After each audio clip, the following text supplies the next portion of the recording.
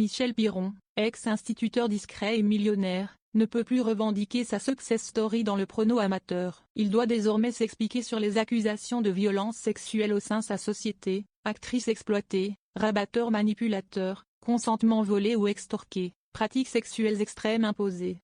Sa femme est entraînée dans ce tourbillon judiciaire sordide. Le propriétaire du site pornographique Jackie et Michel a été mis en examen notamment pour complicité de viol et placé sous contrôle judiciaire dans une enquête sur des soupçons de dérive dans le porno amateur le 18 juin 2022. Interpellé avec son épouse et 3 autres hommes, il a été mis en examen à l'issue de 72 heures de garde à vue pour complicité de viol et traite d'êtres humains en bande organisée. Le Parisien a dévoilé une longue enquête dans son édition du 28 juin, mettant en lumière les auditions des victimes et des acteurs qui mettent au jour un système sordide de violence sexuelle, mais aussi les mots de l'épouse de celui qui est devenu une figure du porno à la française. Pour Michel Piron, 64 ans, les accusations sont à des lieux de celui qu'il est, un ancien professeur des écoles, passionné d'informatique. Créateur de l'architecture d'un site internet avec une collègue pour les besoins d'un stage, il avait décidé de transformer son site scolaire en site libertin en y postant des photos coquines d'une internaute américaine, appelée Jackie, avec qui il correspondait sur un chat. C'est de là que naîtra son site libertin fait de contributions extérieures.